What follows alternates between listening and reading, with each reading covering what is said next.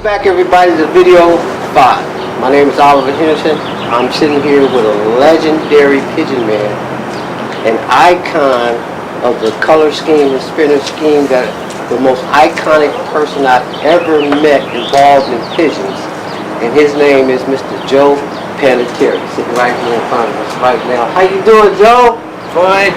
Good to see you, my man. How's everything been? Good. Listen, you know, the world has no clue on, how positively you've affected roller pigeons and the color scheme of rollers, during the course of your life. And I want you to share that with the public and just share a little bit with us right now. How did it all start for you, Joe? How old were you? I'm 90. I'll be 90 next month, this coming August. You'll be 90 this coming August, and you started off with birds. How old were you then? I was 12. 12 years old, Joe? Yeah. So we talking 78 years? Well, close to that, yeah. 78 years of pigeon. Wow. I wrote an article. I don't know if I am. well, there's an article in here on page 68 that tells you how I got started. It is really? And the name of this magazine for the public to know is called what? Pigeon, Pedigree Pigeons. Pedigree Pigeons. Here's the article. It gives you all the history you want to know. Pedigree Pigeons. How to enjoy the hunt for 77 years by Joe Pellettieri. How about that, gentlemen? How about that? How about that, ladies and gentlemen? Oh, wow. Joe, I didn't know you were already so iconic, but I did know. Because I remember when I was 7 years old, and until this day, I was 7 years old, and I was 7 years old 55 years ago. Okay. You've been around quite a while then. Did I do the math right? Let's see. Subtract 7. No, 52 years ago, I was 7 years old. So you're 59 now. I'm 59 now. Do the math. 52 years ago, I was 7 years old. I was with some teenage kids, and we were peeking over that fence right there. And you came outside and ran us the hell off. But I saw something that stuck with me for the rest of my life. Some of the most beautiful colored birds I've ever seen in my life to this day. And it's just an honor to know you personally and have had an opportunity to have some of your bloodline flow through mine. And I have to say that you've given me some of the most fantastic colors along with the spin that I think I've ever had, that I've ever seen. Certainly that I've ever seen. Certainly that I've ever had. So I'm so grateful and so appreciative to you for just being who you've been. Joe, my hat goes off to you. Oh, thank you. Tell us more about how it became one of your most famous habits. How did it become so dear to you that you saw yourself after all these years involved in such a beautiful bird? Well, it's just a funny story. It's all in that magazine. I was coming home from grammar school one day with a chum of mine, and they lived down around the corner here. And his brother came home from work. It was later in the afternoon. I went in the backyard and let these pigeons out of the cage in the back. And they went up and started flying, and they started rolling, and I couldn't believe what I was seeing. Just amazing. The deep spinners that fella had. Talk about spinning today. They had nothing on what this fella had. Deep spinners. Oh yeah. Oh yeah. And beautiful. Yeah. Yeah. They apparently came. I think he got his bloodlines came down from Portland, Oregon. From Portland, Oregon. Yeah, birds that he had. That's where they came from. And Joe, you were 12. I was 12. Yeah. And that was 19 what? About 36, I guess. About 1936. William H. Pigeons was documented as having a bird brought over from Europe just in 1929. I think that was the first part of any documentation of the bird, because the birds are not native to the United States, of the roller pigeon being introduced to the United States. Who was this? William Benson? Yeah. I don't know when he first sent some birds over. I thought it was after World War II. What year did you say it was? 1929. That's what it says in the print in the Roller Digest. 1967 edition of the Roller Digest when he makes that statement inside of it. 1929, huh? 1929. That's possible, but I was only 5 years old then. I thought it was after World War II that he started sending birds over here. So I could be wrong. Yeah. Tell me something. What was it that inspired you to put so much color into the fin? Well, a friend of mine and myself love beautiful pigeons, and that's what we bred for. Now this guy, I think you told me about him once before. What's his name? Walter Faria. Walt Faria. Faria. Walt Faria. Okay. Walt Faria. Okay. And he lived where, Joe? On 82nd Avenue after the war. He was here after World War II. But he had him, and when he was a kid, he had him down on 29th Avenue, 23rd Avenue. Just below the railroad tracks. That's where his family lived. That's when I got to know him. He was a couple of years older than I was, but he was a roller pigeon man then. We hear a lot about Walt even to this day. I mean, the people right here in this part of California, all the old pigeon guys that I know now, know of Walt. They do? Yes. We know of Walt. Me, Lance, and a few others that's been in the bird business for over 50 years. We know, I've been raising since I was 5, so I've been raising for 52 years. Yeah. 52 years. I have nothing on you. You've been raising for 7 years. Since 1936. Well, I started in 1960. Yeah. So Walt, There was a lot of kids in those days that raised rollers in this area. In fact, practically every few blocks there was a roller breeder, a young kid, had pigeons in the backyard. I remember those days too. Those days are gone now. There's very few roller breeders anymore. Yeah, those days are gone. There aren't hardly any, roller breeders anymore. Well, part of that, I think, is the kids grew up and got other interests, but a lot of it was the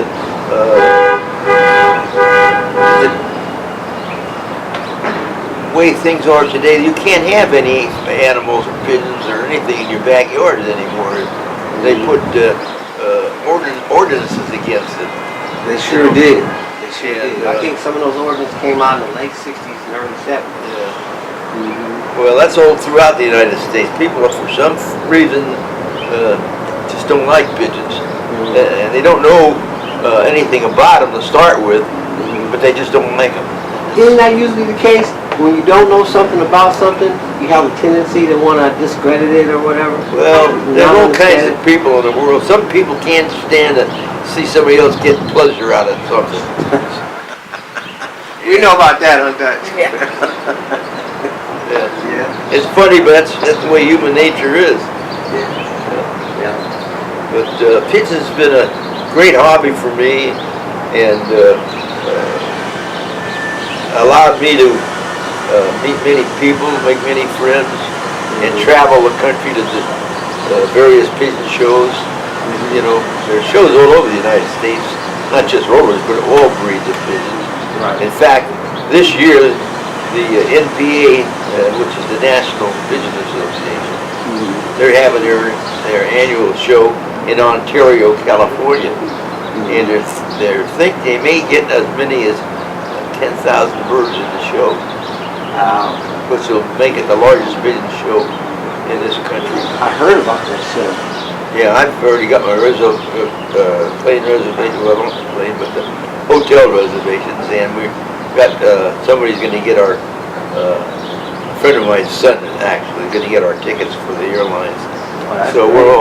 we're all square. We got our hotel reservations, like I say, and so we're all set. If nothing happens to change it, we're going. That's fabulous.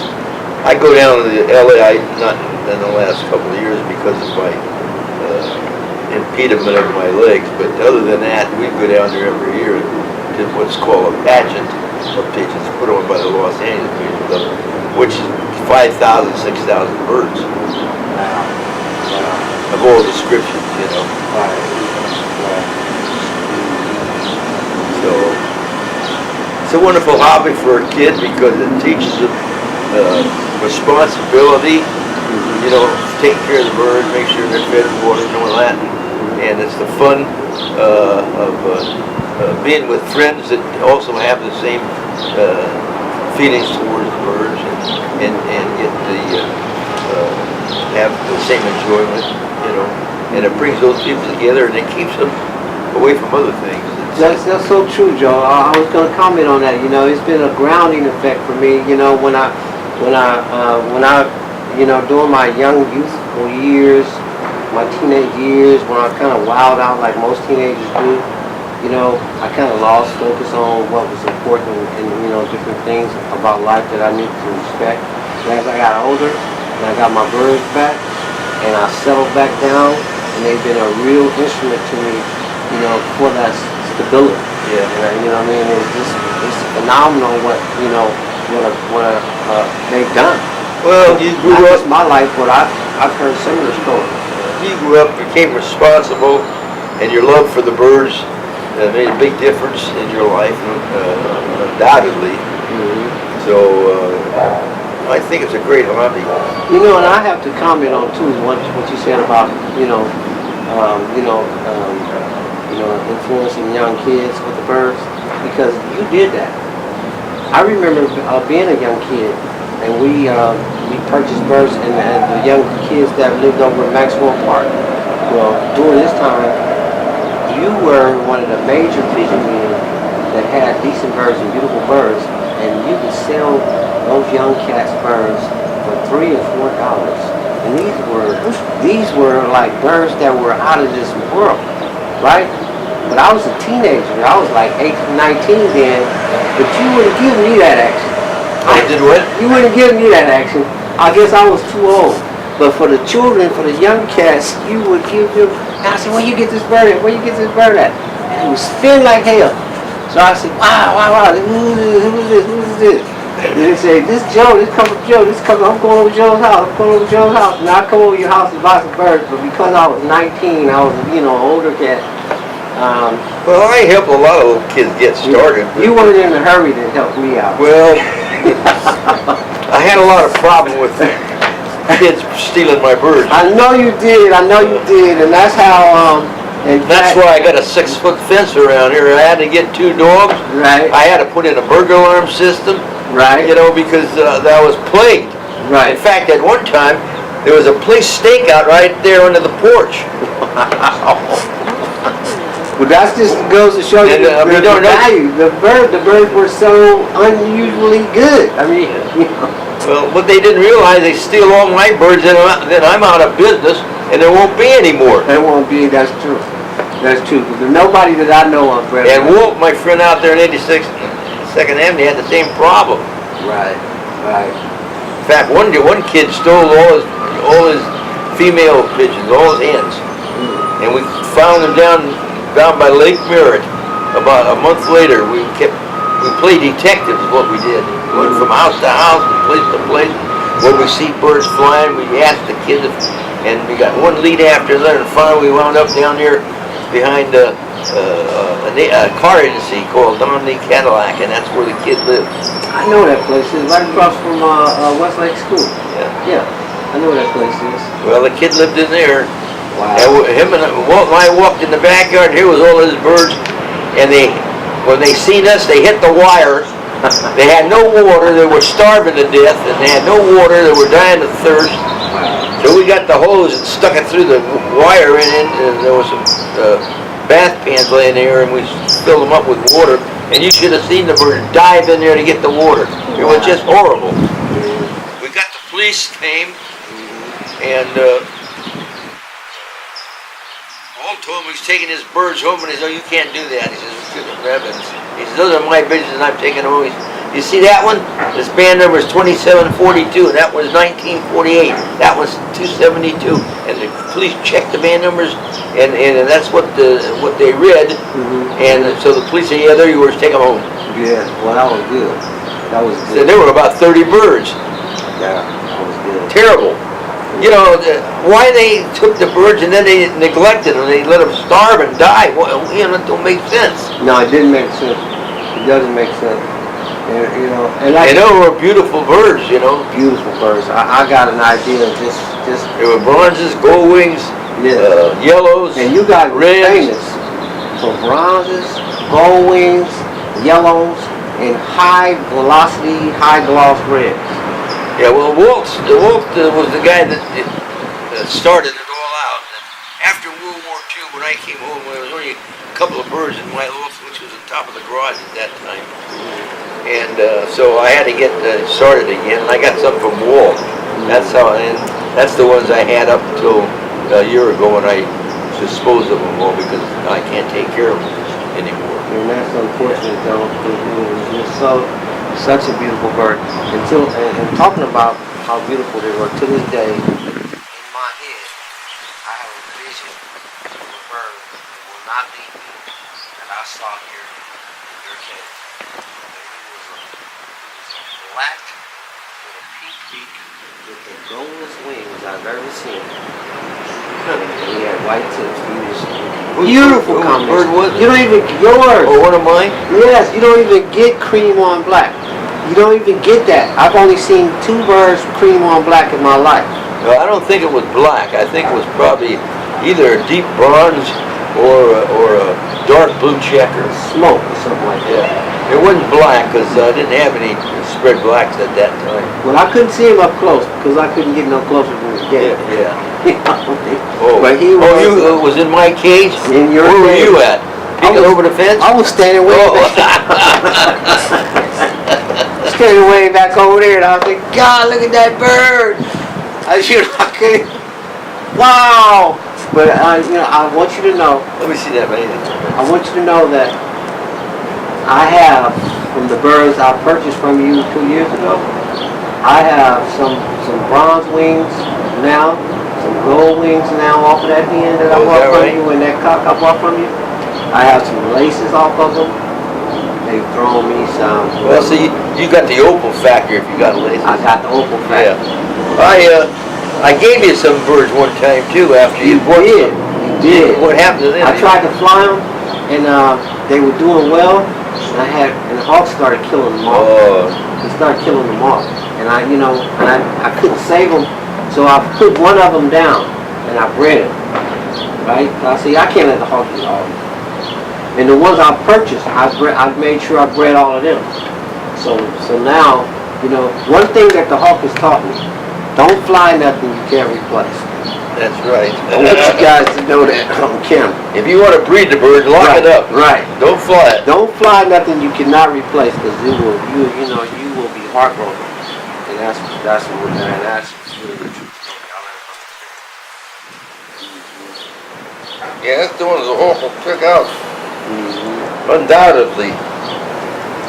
He'll grab the one that you want to breed. Yep.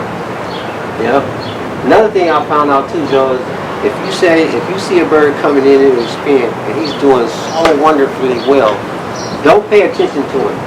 Oh, what? Don't pay attention to him, because the hawk will see you paying attention to him and he'll pay attention to the bird too. And before that bird get home, I'll put this on everything I know. If you point at, oh man, I can't wait to get that bird in, I'm going to breed that, he's doing good. That bird never get home. That'll be the one. Anytime you covet a bird, that's the one the hawk will grab. I'm telling you. And it's just remarkable, but that's the way it is. That's the way it is. And I'm glad I didn't just say it. I'm glad hearing it from you too, because I truly know that story. Yeah. I'm glad to Well, I know that from all the years of experience that I had flying birds. Yeah. But do you remember a time when we didn't have a hawk problem? Well, Remember back in the 60s? yes, because of the DDT that the farmers were using on their fields, and also DDT was used all over, and it caused the eggs to be soft shell and they would break, and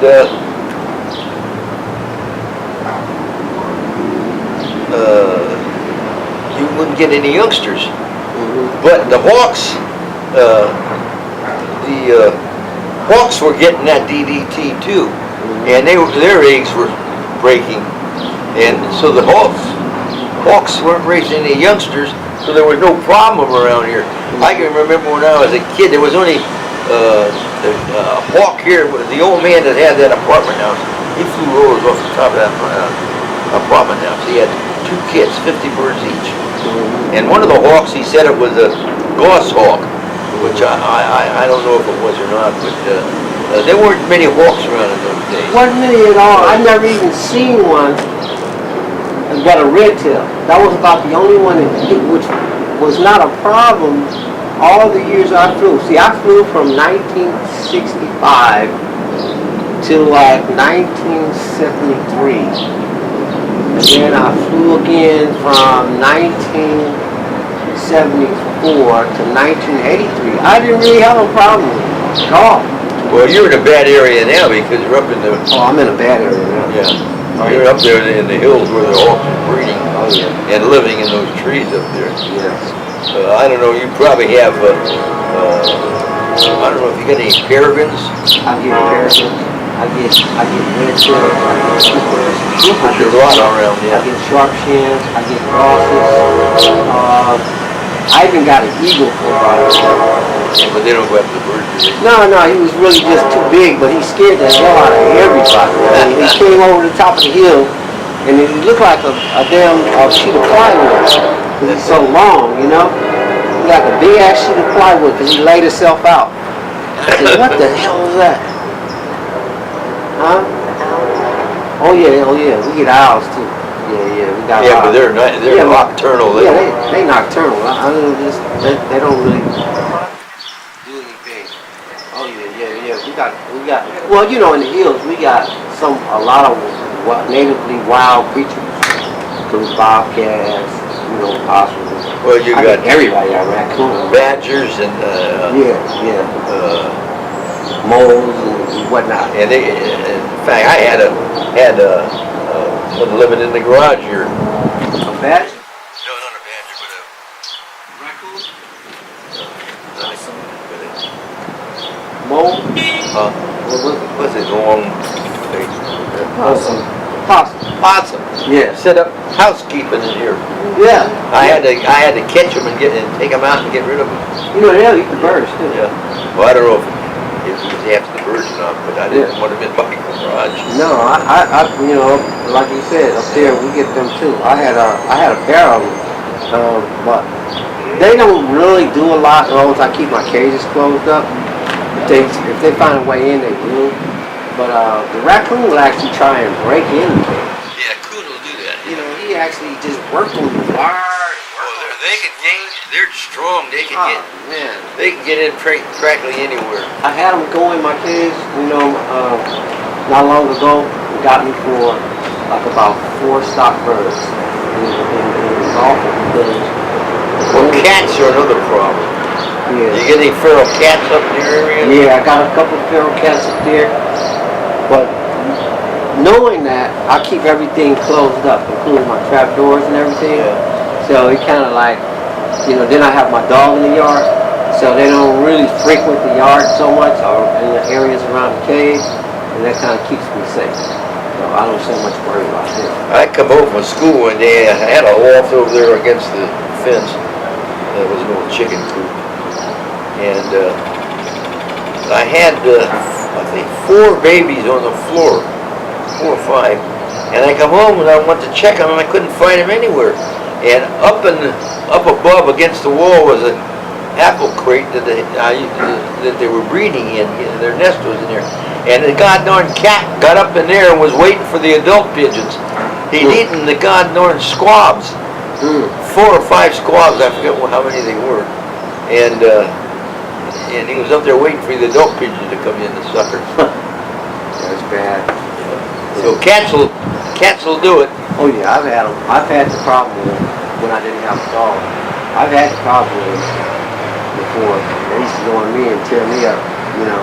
But that was when I was young and inexperienced. So I lock all my trap doors now. Oh yeah, you should do that. I make sure everything is, you know, sealed up before I go to bed every night. That's one of the things I do is make sure I go out there. If they catch me slipping, I blame it on me. Because my wife loves cats. And she's got like 5 or 6 cats. But they don't really be a problem.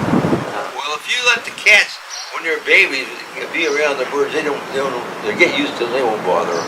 If they're hungry or something, they might go after them, but you feed them every day. There's no problem with hunger. Normally, that's what she does.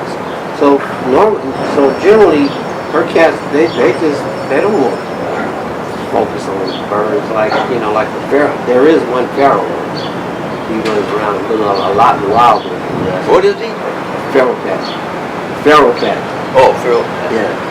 But the other ones, they just lay around like, so what? Yeah. Yeah, why go through all that work when they're getting fed? Yeah. But I have birds too.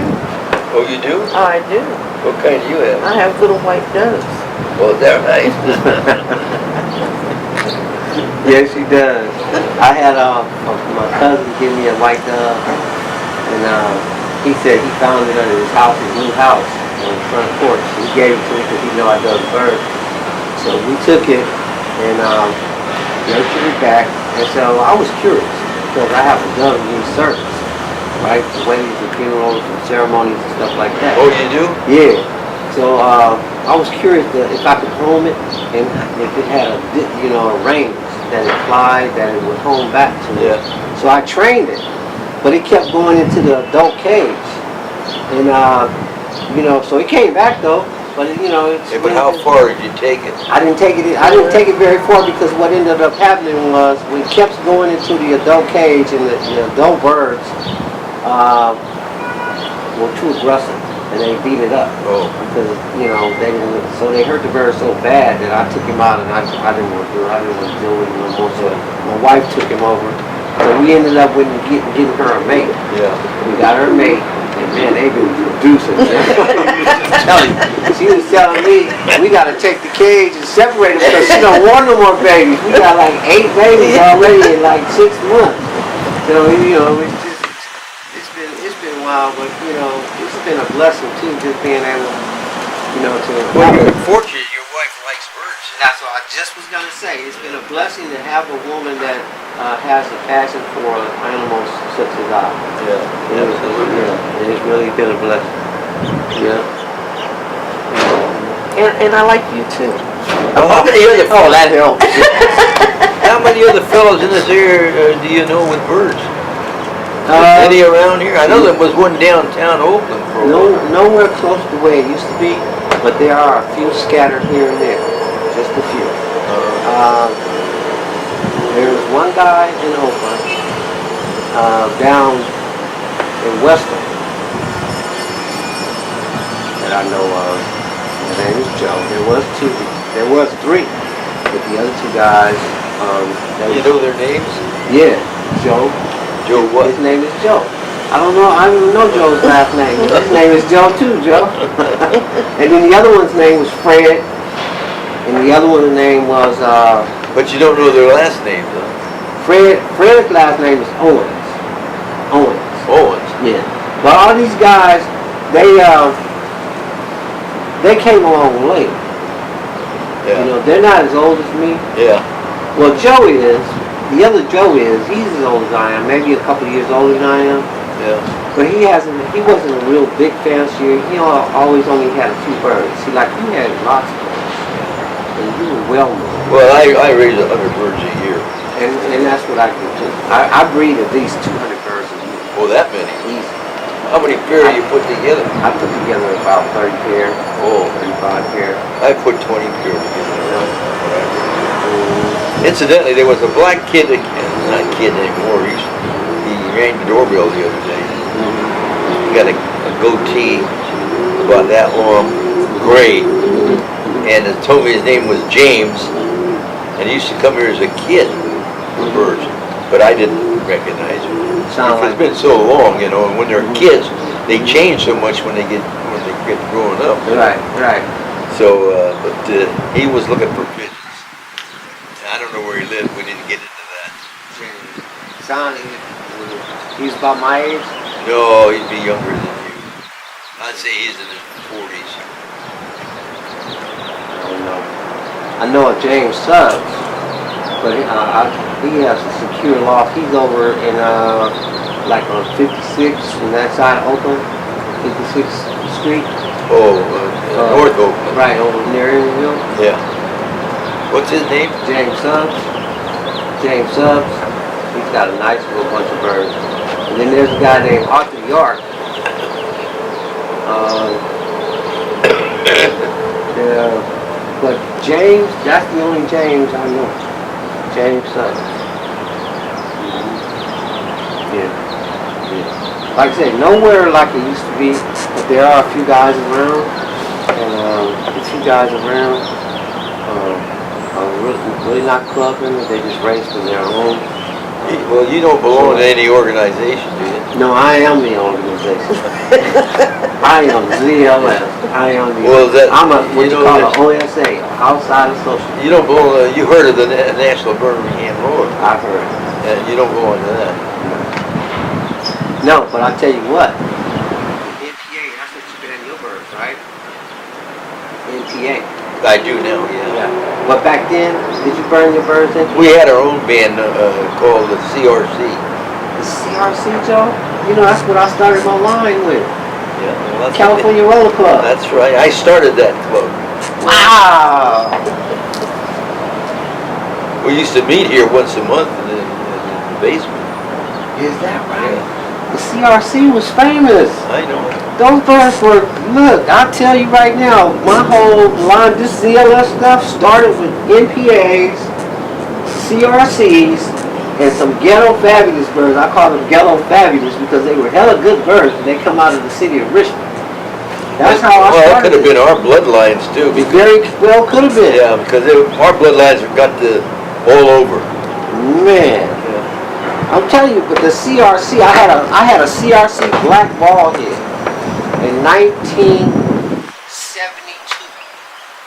and I took it was clean as a whistle, beautiful body, nice head, nice bright yellow eyes, white tips, solid white tail with a long, with a high cross black. Beautiful bird. I took him and put him to a dun hen out of Richmond. I got a little bird I call the black boy. He got a flag tail. He did about 150. I mean, as a baby, he just like, yeah. Just come through the kid just like that. Yeah. I said, okay, I got it. So I took him, and he was really one of the foundation birds to this whole thing, this ZLS thing. This thing, this me. Zoclock style. Yeah.